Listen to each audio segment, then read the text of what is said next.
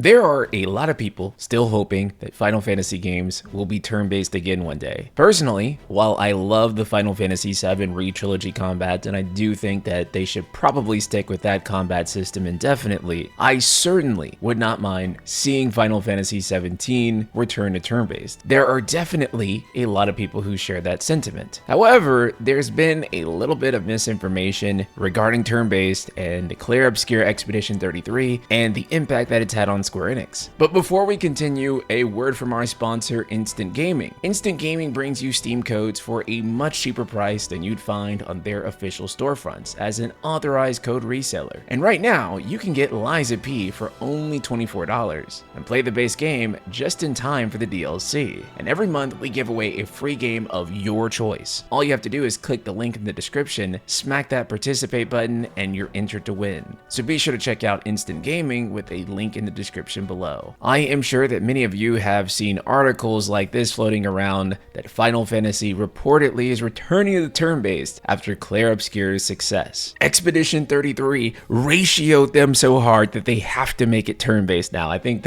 that's the narrative that people want to hear from this. Unfortunately, that is not what happened, but let's dive into what actually did happen. So there's a shareholder named Hughes, and yes, he is a shareholder. There was a bit of misinformation in the misinformation that he was part of the media and not a shareholder. That was incorrect. He is indeed a shareholder and he has proof of it. But anyway, this is what he had to say. Bear in mind that this is machine translated, nuance may be lost, and there may be inaccuracies, etc. He says, quote, "I had the opportunity to speak, so I expressed the opinion that I would like new releases of Dragon Quest and Final Fantasy to alternate. The reason is that I agree with the shift from quantity to quality in the medium-term business plan. On the other hand, I explained by citing the example of former President Wada, under whom Final Fantasy and Dragon Quest titles were not released for a long time due to an obsession with quality. In the example of the previous President Matsuda, who released too many low-quality games as a result of prioritizing quantity. I mentioned that the prolonged development makes it difficult to attract fans, and if development costs become too heavy due to extended timelines, even new Dragon Quest and Final Fantasy titles may fail to generate profits. Therefore, a balance between quality and quantity is essential. Above all, I emphasize the need to release the flagship titles Dragon Quest and Final Fantasy every year. Additionally, I expressed the desire for new Dragon Quest and Final Fantasy titles to be command-based RPGs, explaining this by referencing the shift in direction from Final Fantasy XVI and the success of Clair Obscur Expedition 33, which gained attention in 2025. The response was the next 3 years of the medium-term plan will focus on delivering truly interesting games to users. However, beyond that, they plan to deliver many titles, including mid-tier ones, and are preparing this, so they asked us to wait for announcements. Regarding command-based RPGs, they are aware of Expedition 33 and consider command RPGs to be Square Enix's origin and foundation. They value the command-based RPG genre and plan to continue delivering games in this style in the future. But here's where things get even weirder, because if you go and look at the transcript and see where the question was asked, I don't know whether it was omitted or what, but there actually is no mention of Expedition 33 at all. Question 5 here seems to be his exact question, and here is what the phrasing was. I'd like to see the numbered titles for Dragon Quest and Final Fantasy to be released every other year or so. The idea is Dragon Quest in odd-numbered years, Final Fantasy in even-numbered years. I've been attending shareholder meetings for a long time, but at one point the frequency of releases was low, and the stock price dropped to the 900 yen range. There was a time when the president was replaced and the frequency increased, but there was also a time when the quality was low. Low quality is a problem, so I fully understand the importance of emphasizing quality, but I would like for them to consider the balance between the two. Also, I'm happy with the command-type battles in Dragon Quest and Final Fantasy. I understand that action-oriented games are popular in recent years, as producer Yoshida said in an interview, but there are command battle games that are popular overseas as well, so I would like for them to release a command-type style. So I mean, he is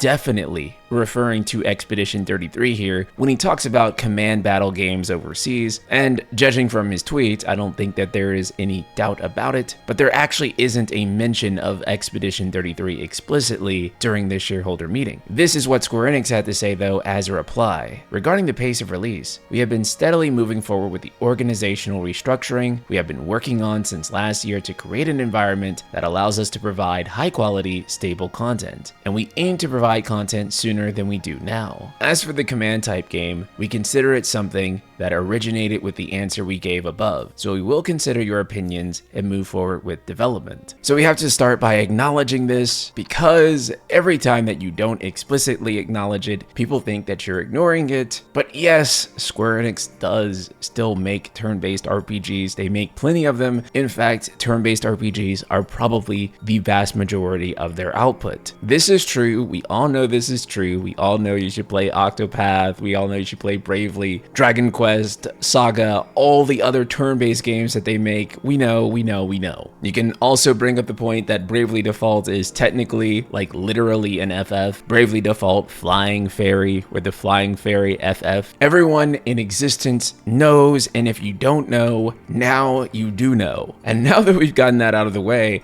yeah, I don't think that there's really been a replacement for what the turn-based Final Fantasy games were. That's not to say that all the action FF games have been bad or everything that they've tried after has necessarily been bad. I'd probably go as far as to say that Final Fantasy VII Re-Trilogy's combat is just the best battle system that they've made, period. And I haven't been shy about saying that. But yeah, dude, I do love the turn-based Final Fantasies, and I did get a little bit of that spark again when I played Expedition 33 that had enough overlap with games like that and Lost Odyssey to give me a little bit of a taste of that high-fidelity turn-based RPG void that Final Fantasy used to specifically fill. You know, however successful Expedition 33 ends up being, and I think it is going to be way more successful even than it is right now, 3.3 million is absolutely not the stopping point. I think this game is going to sell like 7+ million lifetime. Yes, I think the legs on it are that strong. And I also think that doesn't factor in what it's going to be doing on Game Pass, which really hasn't been factored in because the sales have been so good. But it's not like they don't make any money on Game Pass, and Game Pass is not a metric of success. I know people look at players and think that players isn't, you know, meaningful in any way, and I understand why they think that. But I believe the number is 35 million Game Pass subscribers, and I'm willing to bet at least 1 million or 2 have went and played this game, which means that if Sandfall's next game is not even on Game Pass, those people will still be invested enough and buy Clair Obscur 2. But that much is neither here nor there. Final Fantasy is supposed to be a series that can be anything. At least that's what I have been reminded of. And so, yeah, I suppose it can continue to be an action game, or it can go back and be a turn-based RPG. Personally, I am open to both. But what I do think is really funny is how hostile some people get whenever, you know, they insist on Final Fantasy being one or the other. Hearing that it could go back to turn-based, I saw some people absolutely losing their mind. But currently, there is no confirmation that Square will be going back to turn-based. As for what they will be doing with Final Fantasy 17, it's kind of a mystery. We don't really have a firm idea of who's working on it. Yoshi P says he'd rather not be involved with it and rather let someone younger take care of it. But considering how Yoshi P tends to bend the truth a lot, that doesn't really necessarily mean anything. I do think that the Final Fantasy VII remake team has been doing an exceptional job, and personally they're my vote to be the ones who work on Final Fantasy 17, and that's because, again, they do have a combat system that I think is the greatest compromise between the two ideas of Final Fantasy being an action game and Final Fantasy being a turn-based game. I believe that system should have the same role that the ATB system had for Final Fantasy 4 through 9, utilized in different ways, each game having its own twist, etc.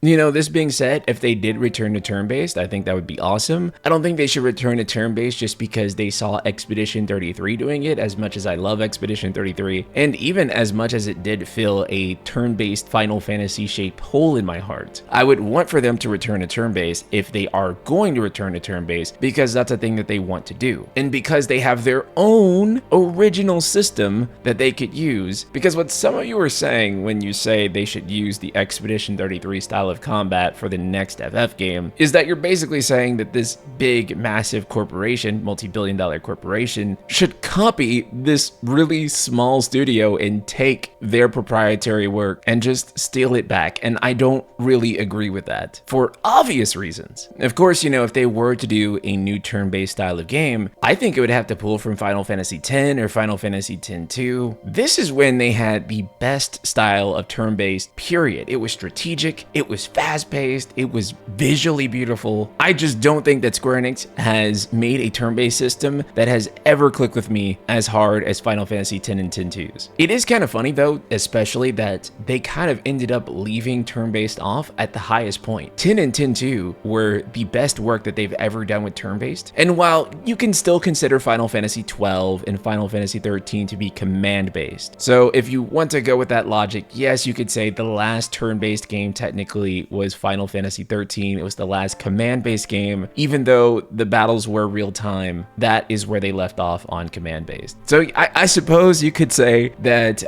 maybe they did leave off on a more divisive note. But if you're counting 10 or 10-2 as like the last more traditional FF style of combat, then yeah, I would say that they left off on the highest note humanly possible. The action games haven't tremendously outperformed the turn-based games, really. The highest selling action game was Final Fantasy 15, which sold 10 million, but okay, Final Fantasy 7 OG in its initial PS1 launch sold 10 million. It's now at like 15 million. Final Fantasy 7 Remake Part 1 sold 7 million, but then Final Fantasy X will also reach past 10 million. Final Fantasy 8 sold 8 million. And then we also have Final Fantasy 16 and Rebirth, which are on the lower end of expectations. So in a comparative sense, it really hasn't been the case that the switch to action has necessarily made FF blow up, at least not in the way that they originally thought. I'm gonna be honest, I genuinely don't think it matters whether they put out an action Final Fantasy or a turn-based Final Fantasy. Everyone who's watching this video is going to buy that game anyway. And you are lying if you say that you won't. It really just comes down to whether new people are going to buy the game or not. And I think what we've seen is that people don't necessarily care that much on whether a game is action or turn-based. They really just care about the game itself having the highest quality possible. I really do think that people will sit through a combat system that is just okay to them if they find the world engrossing, the story engrossing, the rest of the gameplay systems really interesting. I don't think anyone played The Witcher 3 and said, this is the best combat system that I have ever played. And that game has like a trillion units sold. But I guarantee you no one bought that because it was a great action game. They bought it because of everything else that it does, right? That's not to say that, they should just not make the combat good in the next Final Fantasy. And ultimately, it's just going to come down to whether it fulfills the things that people want from the Final Fantasy game. It is true that turn-based games can do that a lot easier because in a turn-based game, you're almost guaranteed to have a big party, to have a ton of different spells that you can use, to have, a growth system that isn't just putting points into an ability system that changes absolutely nothing, Final Fantasy 16. But again, I think we've also seen from Final Fantasy VII Re-Trilogy that you can make all of those things work in an action game context. And so as long as they can do that, then I'm happy. But these are just my thoughts on turn-based, action-based. Let me know yours in the comments below, and I will see you all in the next video. Later, guys.